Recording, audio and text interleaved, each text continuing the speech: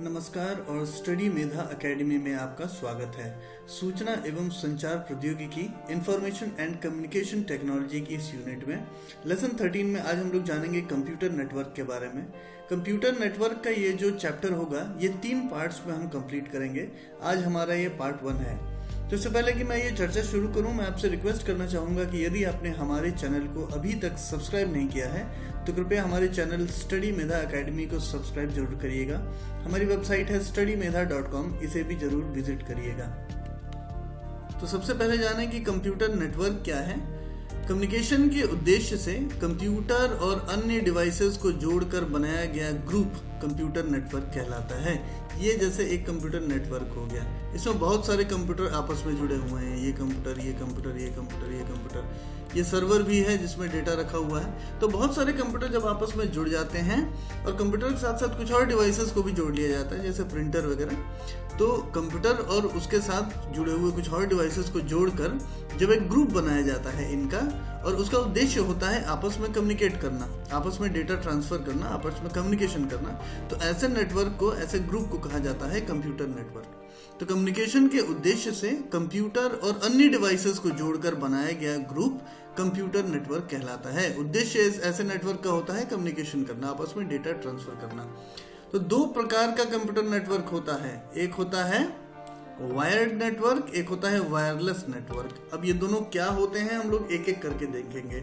वैसे तो आप ये शब्दों से समझ गए होंगे कि वायर्ड का मतलब यहाँ तारों का इस्तेमाल होता है कंप्यूटर को आपस में जोड़ने के लिए, और वायरलेस मतलब है कि आपस में बिना तारों के आपस में कंप्यूटर्स जुड़ते हैं। तो वायर्ड और वायरलेस 2 प्रकार के कंप्यूटर नेटवर्क होते हैं। अब एक एक करके हम लोग देखते हैं कि क्या होता है वायर्ड नेटवर्क और क्या होता है वायरलेस नेटवर्क। तो वायर्ड नेटवर्क, इसमें कई प्रकार के कम्युनिकेशन मीडिया से आपस में कंप्यूटर तथा अन्य डिवाइसेस को जोड़ा जाता है। अब ये कम्युनिकेशन मीडिया क्या है? ये कम्युनिकेशन मीडिया कुछ तार हैं, कुछ डिवाइसेस भी हैं जिनमें तार लगते हैं, फिर उनमें से तार निकलते हैं तो वो दूसरे कंप्यूटर्स में लगते हैं। तो तारों और जो उससे जुड़े हुए और भी डिवाइसेस हैं जिन्हें कम्युनिकेशन मीडिया कहा जाएगा, इन सभी चीज़ों को मिला जुला के। तो कई प्रकार के कम्युनिकेशन मीडिया से आपस में कंप्यूटर्स से को जोड़ा जाता है, और जो भी अन्य डिवाइसेस जैसे प्रिंटर, स्कैनर होगा, इनको भी आपस में जोड़ लिया जाता है। तो कई प्रकार से कम्युनिकेशन मीडिया से आपस में जब कंप्यूटर्स और अन्य डिवाइसेस जुड़ते हैं तो ऐसा नेटवर्क कहलाता है वायर्ड नेटवर्क। यहाँ पे इंपॉर्टेंट बात यह है कि आपस में तारों का इस्तेमाल होता है जोड़ने के लिए, ठीक है। यहाँ पे तारों का इस्तेमाल है, वायरलेस में तारों का इस्तेमाल नहीं है ना। तो जहाँ पे वायर्स का इस्तेमाल है वो वायर्ड नेटवर्क है, जहाँ पे वायर्स का इस्तेमाल नहीं है वो वायरलेस नेटवर्क है। अब ये कौन से कम्युनिकेशन मीडिया की हम बात कर रहे हैं? हम कह रहे हैं ना कि कई प्रकार के कम्युनिकेशन मीडिया से आपस में जोड़ते हैं। तो कम्युनिकेशन मीडिया कौन कौन से हैं? हब है, स्विच है, रूटर है, ब्रिज है, गेटवे है। एक एक करके हम लोग जानेंगे इनके बारे में कि क्या होता है हब, क्या होता है स्विच, क्या होता है रूटर, क्या होता है ब्रिज और क्या होता है गेटवे।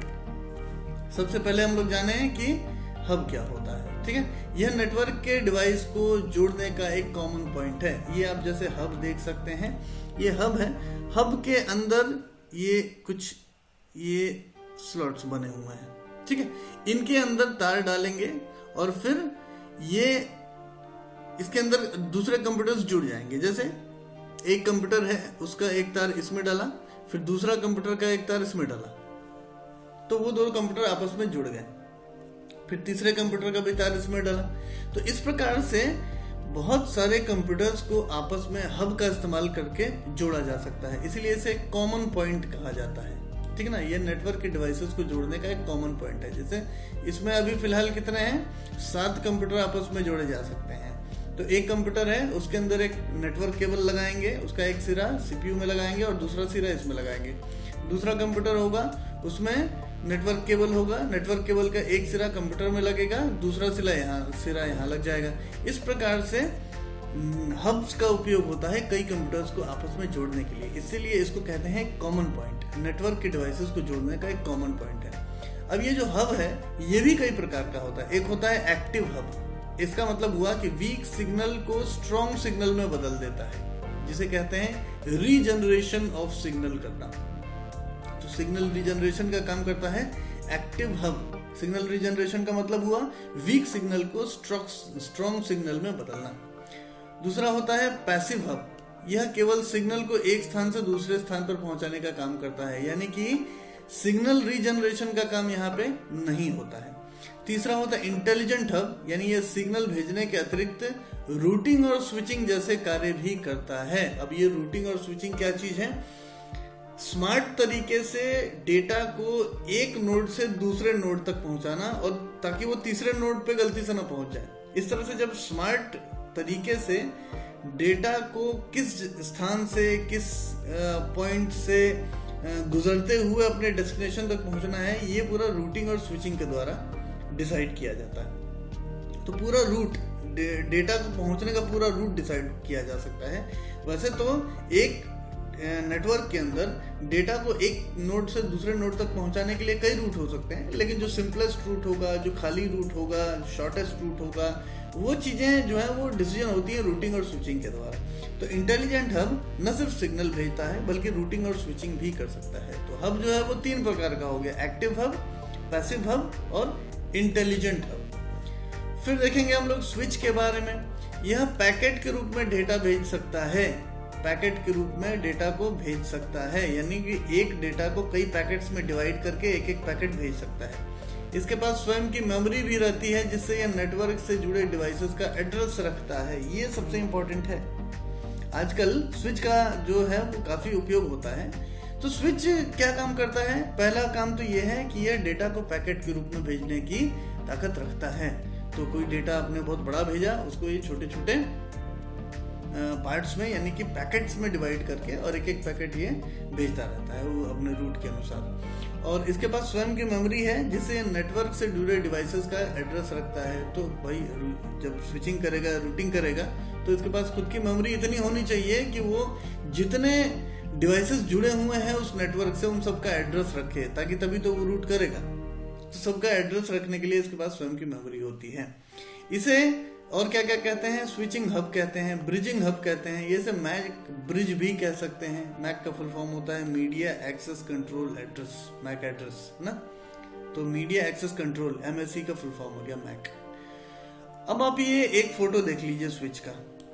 स्विच का कैसे इस्तेमाल होता है? ये एक नेटवर्क हो गया, ये जो छोटा नेटवर्क का एक सब नेटवर्क हो गया, उसमें कंप्यूटर्स को आपस में हब के द्वारा जोड़ दिया गया है। और ये सारे के सारे हब से जुड़े हुए जो छोटे छोटे नेटवर्क्स हैं, उनको आपस में स्विच से जोड़ दिया गया है। यहाँ पर बीच में स्विच की जरूरत इसलिए पड़ गई क्योंकि यहाँ पे रूटिंग की जरूरत है, यहाँ पे स्विचिंग की जरूरत है डेटा के लिए। तो ये होता है स्विच। हब और स्विच जो है, इन दोनों में डिफरेंस होता है। फिर आता है रूटर, जो कि बहुत ही इंपॉर्टेंट डिवाइस होता है, जो कि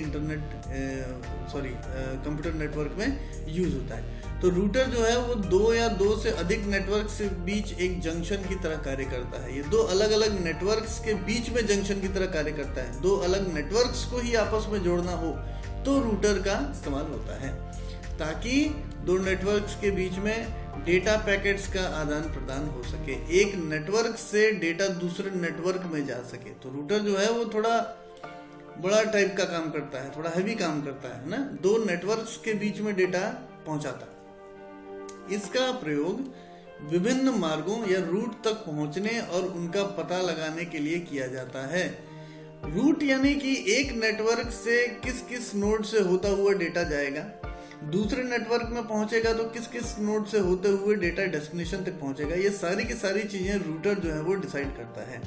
तो रूटर रूट फाइंड आउट करता है, किस रास्ते से डेटा जाएगा ये फाइंड आउट करता है, इसलिए इसका नाम ही है रूटर। ठीक है। और एक बेस्ट रूट फाइंड करने के बाद उसी रूट से डेटा पैकेट्स का आदान प्रदान करने में सुविधा बनाता है। इसके अतिरिक्त यह द्वितीय स्तर के विभिन्न उपकरणों के बीच एक सेतु का काम भी करता है। जो भी सेकेंडरी डिवाइसेस लगे होते हैं, सेकेंडरी डिवाइसेस यानी कंप्यूटर के साथ और जुड़े हुए दूसरे डिवाइसेस हैं, जैसे स्कैनर हो गया, प्रिंटर हो गया, इन सब के बीच में भी एक सेतु का काम करता है। तो रूटर जो है ये बहुत ही इम्पोर्टेंट एक डिवाइस होता है, जो कि कंप्यूटर नेटवर्क में यूज किया जाता है। 2 नेटवर्क्स के बीच में एक जंक्शन की तरह काम करता है और 2 नेटवर्क्स में आपस में डेटा ट्रांसफर करवा सकता है। फिर आता है ब्रिज। यह दो अलग अलग कंप्यूटर नेटवर्क को आपस में जोड़कर उनके बीच कम्युनिकेशन स्थापित करने का काम करता है। ये ब्रिज हो गया, एक ये नेटवर्क हो गया और एक ये नेटवर्क हो गया। ये दो अलग अलग नेटवर्क हैं, इनको आपस में जोड़ने के लिए ब्रिज का यूज जो है वो किया जा सकता है। तो ये क्या करता है, दो अलग अलग कंप्यूटर नेटवर्क को आपस में जोड़कर उनके बीच कम्युनिकेशन स्थापित करने का काम करता है। अब ये दो नेटवर्क जो हैं आपस में अलग अलग टेक्नोलॉजी का इस्तेमाल कर रहे हों तो भी ब्रिज के द्वारा इनको आपस में जोड़ा जा सकता है। फिर आता है गेटवे। गेटवे एक बहुत ही इंपॉर्टेंट चीज है। आप देख सकते हैं जैसे ये गेटवे हो गया ना, तो यह नेटवर्क का एक नोड होता है, नेटवर्क का ही एक नोड होता है, उस नेटवर्क का ही एक कंप्यूटर हो सकता है जो दूसरे नेटवर्क से जुड़ा होता है तथा अपने नेटवर्क में दूसरे नेटवर्क के एंट्री पॉइंट की तरह काम करता है। ये बहुत ही इंपॉर्टेंट है कि गेटवे क्या है, इसको समझना बहुत आवश्यक है। एक नेटवर्क है, उस नेटवर्क का एक कंप्यूटर उसको गेटवे बना देते हैं। अब ये कंप्यूटर जो गेटवे बना हुआ है ये दूसरे नेटवर्क से जुड़ जाएगा और हमारे नेटवर्क के लिए ये दूसरे नेटवर्क का एंट्री पॉइंट बन जाएगा। ठीक है, तो ऐसे कंप्यूटर्स को, ऐसे नोड्स को कहा जाता है गेटवे। अब ये एग्जांपल आप देख सकते हैं कि ये एक नेटवर्क हो गया है ना। अब इस नेटवर्क में ये एक नोड हो गया जो कि एक दूसरे नेटवर्क के साथ जुड़ा हुआ है। ठीक है, अब ये वो नोड है जो इंटरनेट से जुड़ के और इस नेटवर्क से जुड़ता है और फिर इधर डेटा ट्रांसफर होता है। तो ये क्या हो गया, ये नोड बन गया गेटवे। तो वो नोड, नेटवर्क का वो नोड जो दूसरे कंप्यूटर से जुड़ा होता है तथा अपने नेटवर्क में दूसरे नेटवर्क के एंट्री पॉइंट की तरह काम करता है, वो कहलाता है गेटवे। अब हम लोग ये देख चुके हैं कि वायर्ड नेटवर्क क्या होता है, ये हम समझ गए थे कि आपस में कुछ कम्युनिकेशन मीडिया का इस्तेमाल करते हुए कंप्यूटर्स को आपस में जोड़ा जाता है तारों की सहायता से। कौन कौन से कम्युनिकेशन मीडिया थे वो हम लोगों ने देख लिया, हब, स्विच, राउटर, ब्रिज वगैरह ये सब सारी चीजें। अब हम लोग जानते हैं कि वायरलेस नेटवर्क क्या होता है। इस प्रकार के नेटवर्क के कंप्यूटर, मोबाइल या नोड जो है वो आपस में बिना तारों के आपस में जुड़े रहते हैं। आजकल वायरलेस का प्रचलन ज्यादा है, आपस में बिना तारों के जुड़े रहते हैं। ठीक है, जो वायरलेस नेटवर्क होता है उसमें कंप्यूटर्स आपस में बिना तारों के आपस में जुड़ते हैं वायरलेस तरीके से। इससे नोड को कहीं भी लाने या ले जाने की सुविधा हो जाती है, ये बहुत ही इंपॉर्टेंट है। अब जैसे कि आप सपोज करिए वाईफाई से जुड़ गए किसी और कंप्यूटर से, तो आप एक वायरलेस नेटवर्क के रूप में जुड़े हुए हैं और अब अपने जो आपका लैपटॉप है या जो भी है जिसको भी आपने जोड़ा है उसको आप इधर उधर ले जा सकते हैं, थोड़ी दूर ले जा सकते हैं, तो कहीं भी इस नोड को ले जाने की सुविधा हो जाती है। तो वायरलेस नेटवर्क थोड़ा सुविधाजनक है और आजकल इसका प्रचलन भी ज्यादा है। वायरलेस नेटवर्किंग टेक्नोलॉजीज कौन कौन सी हैं? एक तो होता है वाईफाई, जिसका फुल फॉर्म है वायरलेस फिडेलिटी। इसके द्वारा एक हॉटस्पॉट बनाया जाता है जिससे कई कंप्यूटर या नोड जुड़ सकते हैं। वाईफाई का फुल फॉर्म जरूर याद रखिएगा, वायरलेस फिडेलिटी। इसमें क्या होता है, एक जो वाईफाई रूटर होता है वो एक हॉटस्पॉट की तरह काम करता है। हॉटस्पॉट यानी कि एक ऐसा जंक्शन होता है जहां से वाईफाई सिग्नल्स निकलते हैं और वो किसी भी एक ऐसी डिवाइस को जो वाईफाई से जोड़ने की ताकत रखता है उसको अपने नेटवर्क से जोड़ लेता है। दूसरे प्रकार का जो वायरलेस नेटवर्किंग टेक्नोलॉजी है वो 3G या 4G है, जो कि सेलुलर इंटरनेट तकनीक है। इससे मोबाइल स्मार्टफोन्स को आपस में जोड़ा जा सकता है।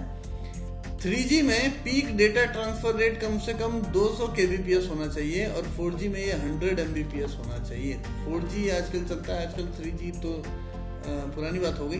तो 4G का जो डेटा है काफ़ी तेजी से ट्रांसफर होता है। तो 3G और 4G जो है वो सेलुलर इंटरनेट तकनीक है।